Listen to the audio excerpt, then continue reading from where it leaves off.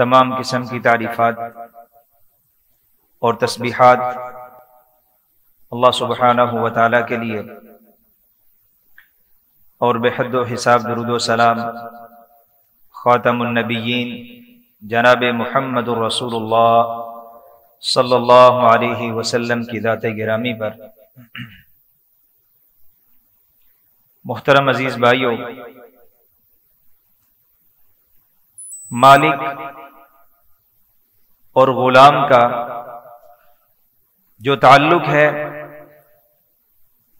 اس کے بہت سے تقاضے ہیں، اور جو غلام اس تعلق کو نبھاتے ہوئے ان تقاضوں کو پورا کرتا ہے اور ان کا خیال رکھتا ہے، تو اپنے مالک کے ساتھ اس کا رشتہ، اس کا ناتا، اس کی وابستگی اور تعلق اتنا مضبوط ہو جاتا ہے، اتنا گہرا ہو جاتا ہے کہ دنیا کی کوئی بھی طاقت اس تعلق کو ختم نہیں کر سکتی۔ ختم کرنا تو بڑی دور کی بات ہے، اس میں ہلکی سی دراڑ یا ہلکی سی کمی بھی پیدا نہیں کر سکتی۔ تو اسی طرح اللہ رب العزت ہمارا مالک ہے، ہم سب اس کے غلام ہیں، اس کے بندے ہیں اور اس کی مخلوق ہیں۔ تو کچھ تقاضے ہماری طرف سے ہیں جو اللہ رب العزت پورا کرتے ہیں، اور کچھ تقاضے ایسے ہیں جو اللہ رب العزت کی طرف سے ہمارے ذمے ہیں اور ہم نے وہ پورے کرنے ہیں۔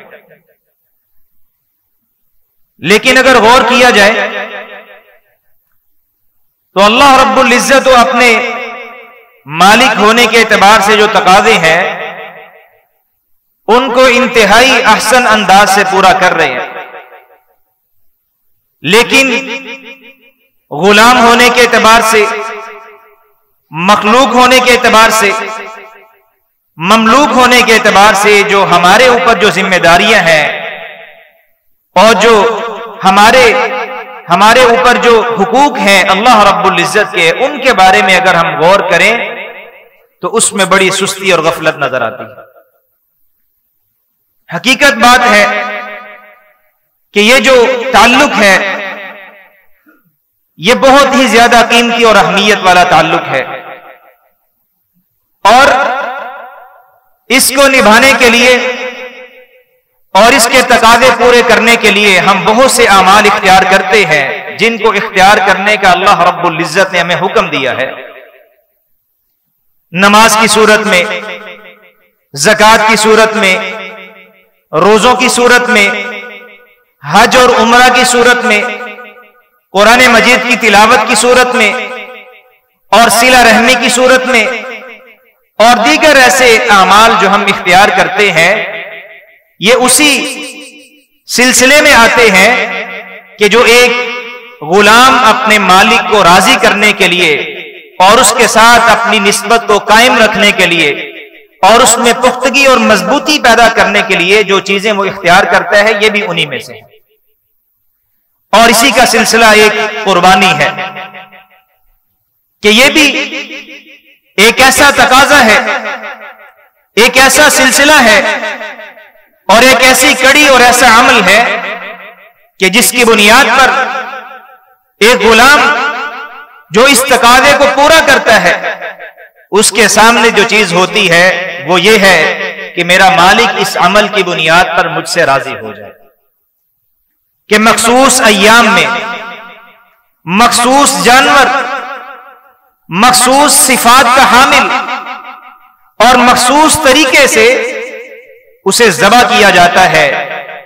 بنیادی مقصد کیا ہوتا ہے کہ اس عمل کی وجہ سے ہمارا مالک اور ہمارا رب ہم سے راضی ہو جائے۔ مخصوص ایام سے مراد 10 ذو الحجہ کو نماز عید ادا کرنے کے بعد سے لے کر 13 ذو الحجہ کی مغرب سے پہلے اور مخصوص جانور بہیمۃ الانعام جس میں بکرا یا بکری، چھترا یا بھیڑ گائے یا بیل، اونٹ یا اونٹنی، اور ان میں بھی پھر آگے شرائط ہے کہ 2 دانتا ہو، خوبصورت ہو، موٹا تازہ ہو، صحت مند ہو، اس کی آنکھوں میں بھی کوئی عیب نہ ہو، اس کے کانوں میں بھی کوئی عیب نہ ہو، اس کی ٹانگیں بھی صحیح سلامت ہو، اور انتہائی خوبصورت ہو، صحت مند اور توانا ہو، لاغر، بیمار یا کمزور اور بہت زیادہ بڑا نہ ہو، اور پھر مخصوص جہت کی طرف یعنی قبلہ کی طرف اسے لٹا کر اور مخصوص طریقے سے اور مخصوص الفاظ کو ادا کر کے یہ جو ہم عمل کرتے ہیں یہ کس لیے کرتے ہیں؟ کہ ہمارا مالک ہم سے راضی ہو جائے. ہمارے مالک کا ہم سے تقاضا ہے کہ پورے سال میں ایک دفعہ تم نے ایسا ضرور کرنا ہے. جس کے پاس استطاعت ہے، جس کے پاس وسعت ہے، اسباب ہے، وہ کر سکتا ہے. تو یہ ہمارے مالک کا ہم سے ایک تقاضا ہے کہ تم نے یہ عمل کرنا ہے. اور اس کا مقصد کیا ہے؟ کہ ہمارا مالک ہم سے راضی ہو جائے. اس کا مقصد کیا ہے؟ کہ ہمارا اپنے مالک کے ساتھ جو تعلق ہے وہ مضبوط ہو سکے. یہ اس قربانی کا مقصد ہے. اور محترم بھائیوں، ابراہیم علیہ الصلوۃ والسلام جنہیں اللہ رب العزت نے بہت سے کٹھن مراحل سے گزارا اور بڑی آزمائشیں اور بڑے امتحانات سے انہیں گزرنا پڑا. اللہ رب العزت فرماتے ہیں وَإِذِ ابْتَلَىٰ إِبْرَاهِيمَ رَبُّهُ بِكَلِمَاتٍ فَأَتَمَّهُنَّ کہ آپ اس وقت کو یاد کریں کہ جب ابراہیم علیہ السلام کو اس کے رب نے آزمایا. بِكَلِمَاتٍ کئی باتوں میں انہیں آزمایا گیا، کئی چیزوں میں ان کی آزمائش کی گئی، اور بہت سے پہلو ہیں، بہت سی آزمائشیں ہیں اور بہت سے انداز اختیار کیے گئے. لیکن فَأَتَمَّهُنَّ ابراہیم علیہ السلام کا کردار کیا ہے کہ انہوں نے ہر امتحان میں، ہر آزمائش میں اپنے مالک کے تقاضے کو پورا کیا، اپنے رب کی رضا کو مقدم رکھا. انہیں آزمایا گیا، باپ کے اعتبار سے بھی آزمایا گیا، اولاد کے اعتبار سے بھی آزمایا گیا، پھر بیٹا اور اپنی بیوی کی جدائی کے اعتبار سے بھی انہیں آزمایا گیا، اور پھر اپنے بیٹے کی گردن پر چھری چلانا اور اسے ذبح کرنا. یہ ایسی آزمائش ہے، یہ ایسا مرحلہ ہے اور یہ ایسا امتحان ہے کہ کائنات میں اس سے پہلے ایسی آزمائش اور امتحان کسی کا نہیں لیا گیا، اور نہ ہی اس کے بعد اور ایسے بے شمار امتحانات میں انہیں ڈالا گیا. لیکن فَأَتَمَّهُنَّ ابراہیم علیہ السلام نے ان تمام حالات میں، ان تمام معاملات میں، ان تمام لمحات میں انہوں نے اپنے مالک کے تقاضے کو پورا کیا. اصل بات یہ ہے، قربانی کا اصل مقصد یہ ہے، یہ جو جانور ذبح کیا جاتا ہے یہ تو ایک نتیجہ ہے، یہ تو اختتامیہ ہے، لیکن جو اصل بات سمجھنے والی ہے وہ تو ابراہیم علیہ السلام کا اپنے بیٹے کے ساتھ تعلق، اور اس تعلق کے باوجود اپنے مالک کو راضی کرنے کے لیے اسے قربان کرنا. اصل بات تو یہ ہے، اصل چیز تو یہ ہے کہ باپ اور بیٹے کی گفتگو ہے، ان کے جذبات ہیں اور دلی کیفیت ہے اور قلبی ایک تعلق ہے جو اللہ رب العزت کے ساتھ مضبوط ہو چکا ہے. اصل اس تعلق کو سمجھنے کی ضرورت ہے اور اپنے اندر یہ تعلق اور یہی احساس پیدا کرنے کی ضرورت ہے. لیکن یہ ہمارے لیے لمحہ فکریہ ہے کہ ہم نے اختتام کو تو پکڑ لیا، جو نتیجہ تھا، اختتامیہ تھا، اس کا ہم نے اہتمام کر لیا، اس کا ہمیں اجر ملے گا، اس کو بھی اختیار کرنا چاہیے. لیکن اختتام سے پہلے ابتدا بھی ہے، اور وہ ابتدا کیا ہے؟ رب هب لي من الصالحين فبشرناه بغلام حليم فلما بلغ معه السعي قال يا بني إني أرى في المنام أني أذبحك فانظر ماذا ترى قال يا أبت افعل ما تؤمر يا أبت افعل ما تؤمر ستجدني إن شاء الله من الصابرين فلما أسلما وتله للجبين وناديناه أن يا إبراهيم قد صدقت الرؤيا انا كذلك نجزي المحسنين. یہ ابتدائیہ ہے،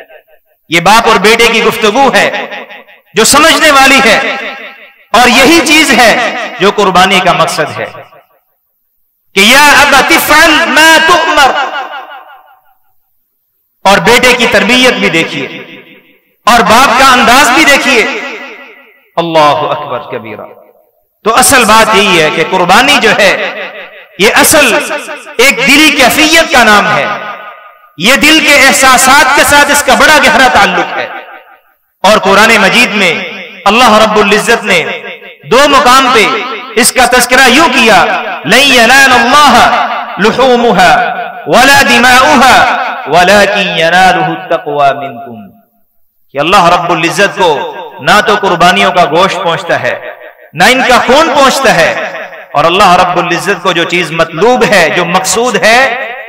التقوى منکم، تمہارے دلوں کا تقوی مقصود ہے، تمہاری دلی کیفیت مقصود ہے. کہ وہ احساس اور وہ جذبہ اور وہی انداز جو ابراہیم خلیل اللہ علیہ الصلوۃ والسلام نے اختیار کیا، کیا تمہارے اندر بھی وہ احساس پیدا ہو چکا ہے یا نہیں؟ اصل تو مقصود یہ ہے لن ینال اللہ لحومها ولا دماؤها. گوشت تم کھا لیتے ہو، ذخیرہ کر لیتے ہو، تقسیم کر دیتے ہو، بانٹ دیتے ہو، خون بہہ جاتا ہے، چمڑا جو ہے مختلف کاموں کے لیے استعمال کر لیا جاتا ہے، لیکن جو اللہ کو چیز مطلوب ہے ینالہ التقوی منکم، تمہارے دلوں کا تقوی اللہ رب العزت کو پہنچتا ہے، تمہاری دلی کیفیت اللہ کے ہاں جو مطلوب اور مقصود ہے. اور ایک مقام پہ وَاتْلُ عَلَيْهِمْ نَبَأَ بَنِي آدَمَ بِالْحَقِّ إِذْ قَرَّبَا قُرْبَانًا فَتُقُبِّلَ مِنْ أَحَدِهِمَا وَلَمْ يُتَقَبَّلْ مِنَ الْآخَرِ. کہ آپ ان کے سامنے آدم علیہ السلام کے دو بیٹوں کا ذکر کریں، ان کا قصہ بیان کریں. اذ قربا قربانا، دونوں نے قربانی کی، فتقبل من احدهما، ایک کی قربانی قبول کر لی گئی، ولم يتقبل من الاخر، اور دوسرے کی قبول نہیں کی گئی. آگے نتیجہ کیا ہے؟ انما يتقبل الله من المتقین، کہ اللہ رب العزت کے ہاں جو قربانی مقبول ہے، جس کا وزن ہے، جس کی اہمیت ہے، جس کی بنیاد پر انسان کا یہ جو تعلق اور رشتہ ہے یہ مضبوط ہوتا ہے، وہ تقوی ہے. تقوی للہیت ہے، محبت ہے، اخلاص ہے، اور دلی کیفیت ہے، جس کی وجہ سے انسان کی قربانی اور اس کی تمام عبادات کا وزن بنتا ہے، وہ اس کی دلی کیفیت ہے. اور اس کے دلائل بے شمار ہیں کہ انسان ایک معمولی سا عمل کرتا ہے، چھوٹا سا عمل کرتا ہے، لیکن اس کی دلی کیفیت اور اس کے اندر اخلاص اور ایک محبت اور قلبی جو اس کا ایک رجحان اور اللہ کے ساتھ تعلق ہے، وہ اتنا گہرا ہے، اتنا مضبوط ہوتا ہے کہ وہ چھوٹی سی اور ذرے کے برابر بھی چیز جو ہے وہ اللہ رب العزت اسے پہاڑ کے برابر اپنے ہاں اسے مقام عطا کرتے ہیں. حدیث میں آتا ہے، بڑی مشہور حدیث ہے، کہ ایک آدمی اللہ کے راستے میں ایک کھجور خرچ کرتا ہے، اور بعض میں کھجور کا ایک ٹکڑا خرچ کرتا ہے، اللہ رب العزت اسے اپنے دائیں ہاتھ میں لیتے ہیں، اور اللہ اس طرح پالتے ہیں کما یربی احدکم فلوا، جس طرح تم میں سے کوئی آدمی اپنا جانور پالتا ہے، اتنا پالتے ہیں، اور اللہ کے دونوں ہاتھ دائیں ہیں، اللہ اسے اتنا بڑا کرتے ہیں، اتنا بڑا کرتے ہیں کہ وہ کھجور کا ایک ٹکڑا جو ہے وہ اللہ کے ہاں پہاڑ کے برابر ہو جاتا ہے. اب کہاں کھجور اور کہاں پہاڑ؟ یہ کیا وجہ ہے؟ یہ کس چیز نے اس کا وزن بنایا؟ یہ دل کے تقوی نے، دلی کیفیت نے، اخلاص، محبت، ایک کیفیت اور احساس ایسا ہے کہ اس احساس کی بنیاد پر ایک چھوٹا سا عمل بھی اللہ رب العزت کے ہاں پہاڑ کے برابر وزن رکھتا ہے. اور اس کے مقابلے میں جو دوسرا شخص ہے جس کی دلی کیفیت ایسی نہیں ہے، اخلاص نہیں ہے، تقوی نہیں ہے، للہیت نہیں ہے، اللہ کی محبت نہیں ہے، جو احساس اور جو تقاضا اللہ رب العزت کو مطلوب ہے وہ نہیں ہے، تو انسان ساری زندگی بھی خرچ کرتا رہے، ساری زندگی بھی خرچ کرتا رہے، تو اللہ رب العزت کے ہاں اس کا ایک رائی کے دانے کے برابر بھی وزن نہیں ہوتا. بڑی مشہور حدیث کہ قیامت کے دن 3 لوگوں کو لایا جائے گا، ان میں ایک سخی بھی ہوگا. اللہ سے پوچھیں گے تو نے کیا کیا؟ ماذا عملت لی فی الدنیا، وہ کہے گا اللہ تو نے مجھے مال دیا تھا، دن رات خرچ کیا، جہاں پہ ضرورت تھی خرچ کیا، ہر جگہ پہ خرچ کیا۔ اللہ فرمائیں گے کہ ادب تھا، تو جھوٹ بولتا ہے، تیرا مقصد یہ تھا کہ لوگ تجھے سخی کہیں، لہذا یہ کہہ دیا گیا، اب میرے پاس تیرے لیے کچھ بھی نہیں ہے۔ فرشتوں کو حکم دیا جائے گا اسے اوندے منہ جہنم میں ڈال۔ اب دیکھیے کہ دلی کیفیت کا کتنا کردار ہے اور اس کی کتنی زیادہ اہمیت ہے کہ اس اہمیت کی بنیاد پر ایک چھوٹا سا عمل پہاڑ کے برابر ہے، اور اسی دلی کیفیت کی وجہ سے پہاڑ کے برابر عمل وہ رائی کے دانے کے برابر بھی وزن نہیں رکھتا۔ یہ ہے دلی کیفیت اور اس کی اہمیت، اور قربانی یہ دلی کیفیت کا انعام ہے۔ ایک شخص دل کی محبت کے ساتھ، دل کی گہرائی کے ساتھ، اور وہ احساسات اور وہ جذبات اپنے اندر پیدا کرتا ہے جو کہ اللہ رب العزت کو مطلوب اور مقصود ہیں، اور وہ ایک معمولی سا جانور اپنی استطاعت کے مطابق وہ اللہ کے راستے میں قربان کرتا ہے، تو اللہ رب العزت اسے وہ مقام عطا کر دیتے ہیں جو اللہ رب العزت کے ہاں قربانی کرنے والے کا ہوتا ہے۔ اور جس انسان کی دلی کیفیت ایسی نہیں ہے، ریاکاری ہے، دکھلاوا ہے، اور وہ احساس نہیں ہے اس کے اندر، وہ ہزاروں جانور بھی ذبح کر لے تو اللہ رب العزت کے ہاں اس کے جانوروں کا وزن رائی کے دانے کے برابر بھی نہیں ہوتا۔ تو اصل بات یہ ہے کہ دلی کیفیت اور قربانی جو ہے وہ ہمیں یہی سبق دیتی ہے، یہی درس ہے کہ اس اللہ کے حکم پر عمل کرتے ہوئے نبی مکرم صلی اللہ علیہ وسلم کی سنت اور اس سے پہلے سیدنا ابراہیم علیہ السلام کی سنت کو زندہ کرتے ہوئے ہم اپنے پیسوں سے انتہائی خوبصورت ہر چیز دیکھ کے انتہائی بہترین اور قیمتی جانور خریدتے ہیں اور اس کی گردن پر چھری چلاتے ہیں اور بسم اللہ واللہ اکبر کے نام سے ہم اسے ذبح کرتے ہیں۔ یہاں پر کیا احساس دلایا جا رہا ہے، کیا سبق ہے کہ اس اللہ کے نام پر ہمارا سب کچھ قربان ہے۔ قل ان صلاتی ونسکی ومحیای ومماتی للہ رب العالمین، کہ یہ تو صرف ایک جانور ہے، ایک جانور ہے اور ایک دفعہ، لیکن یہاں پر احساس یہ اور سبق یہ ہے کہ جب بھی اللہ کا حکم ہوگا، جب بھی اللہ کی طرف سے اشارہ ہوگا، جب بھی اللہ کی طرف سے کسی چیز کا تقاضا کیا جائے گا، کسی بھی چیز کا مطالبہ کیا جائے گا، وہ مال کا مطالبہ ہے، وہ جان کا مطالبہ ہے، وہ احساسات کا مطالبہ ہے، وہ وقت کا مطالبہ ہے، اور وہ اپنی اولاد کا مطالبہ ہے، کسی بھی اعتبار سے کوئی بھی تقاضا اللہ رب العزت کی طرف سے کیا جائے گا تو قربانی ہمیں یہ سکھلاتی ہے کہ ایک بندہ، ایک غلام اپنے مالک کے اس تقاضے کو پورا کرنے کے لیے سب کچھ قربان کر دے، یہی احساس ہے۔ اور ابراہیم علیہ السلام نے کتنی بڑی قربانی دی کہ اپنا بیٹا جسے دعائیں لے لے کر مانگا، 80 سال کی عمر میں اللہ رب العزت نے یہ بیٹا عطا کیا، اور اس کے بعد فلما بلغ معه السعي، جب چلنے کے قابل ہوا، گفتگو کے قابل ہوا، مشاورت کے قابل ہوا، تو اللہ کی طرف سے حکم آتا ہے۔ اب انبیاء کا خواب وحی ہوتا ہے۔ ابراہیم علیہ السلام نے خواب دیکھا، انی ارا فی المنام انی اذبحک، اے بیٹے میں خواب میں دیکھتا ہوں کہ میں تجھے ذبح کر رہا ہوں۔ بیٹے کی تربیت بھی کیسی تھی، کیا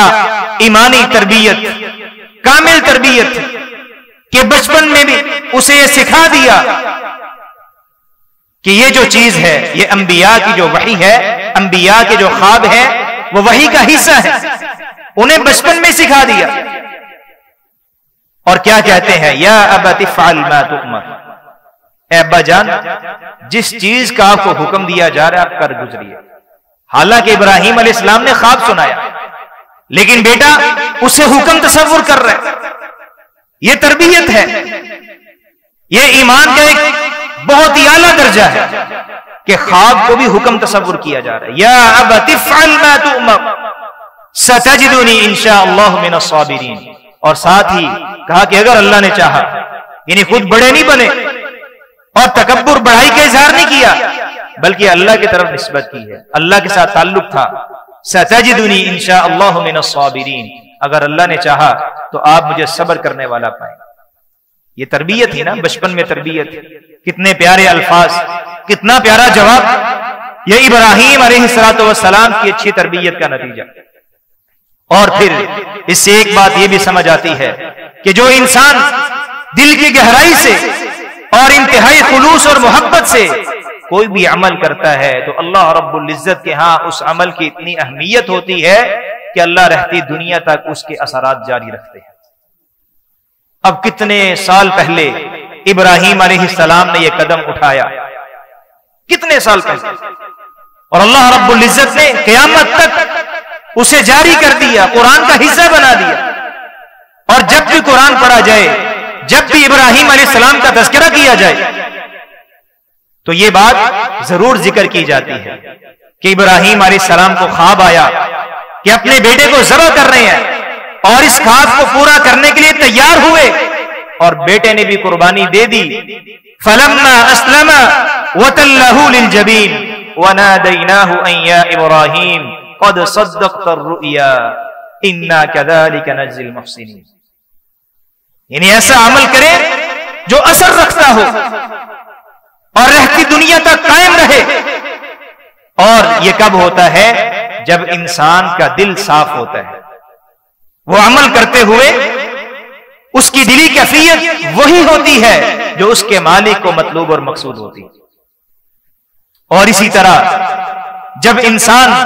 کوئی اطاعت والا، نیکی والا، خیر والا کوئی عمل کرتا ہے تو اللہ رب العزت اس عمل کی بنیاد پر انسان کو بہت زیادہ برکت بھی عطا کرتا ہے۔ اب دیکھیے ابراہیم علیہ السلام نے یہ عمل کیا، اللہ رب العزت نے کتنی برکت عطا فرمائی۔ وَبَارَكْنَا عَلَيْهِ وَعَلَى إِسْحَاقَ وَمِن ذُرِّيَّتِهِمَا، فرمایا کہ ہم نے اتنی برکت ڈالی۔ اب دیکھیے ابراہیم علیہ السلام کا تذکرہ برکت کی ایک دلیل، پھر اللہ رب العزت نے اسحاق علیہ السلام عطا کیے اور اسماعیل علیہ السلام عطا کیے، اور پھر اسحاق کی اولاد سے یعقوب، اور آگے یوسف علیہ السلام، اور اسماعیل علیہ السلام کی اولاد سے جناب محمد الرسول اللہ صلی اللہ علیہ وسلم۔ یہ برکت ہے کہ، اور یہ کیسے آئی؟ اس قربانی کے بدلے میں، اس نیکی اور اس تقاضے کو پورا کرتے ہوئے جو مالک کی طرف سے ہوا تھا۔ تو محترم بھائیوں، اصل بات یہی ہے، قربانی ہمیں یہ سبق دیتی ہے، یہ درس دیتی ہے کہ جس اللہ کے نام پر، اللہ کے حکم پر عمل کرتے ہوئے ہم تمام شرائط کا، تمام اوصاف کا خیال رکھتے ہوئے ایک جانور یا ایک سے زائد جانور اللہ کے راستے میں قربان کرتے ہیں۔ یہی پیغام ہے، یہی درس ہے کہ اس اللہ کے نام پر ہم اپنا سب کچھ قربان کر سکتے ہیں، اپنی خواہشات بھی، اپنی نیندیں بھی، اپنا مال بھی، اپنی جان بھی، اور اپنی اولاد بھی، جو کچھ بھی اللہ رب العزت کی طرف سے مطالبہ ہوگا ہم اس کو پورا کرنے کے لیے تیار ہیں۔ یہی قربانی کا مقصد ہے۔ اللہ رب العزت مجھے اور آپ کو عمل کی توفیق نصیب فرمائے۔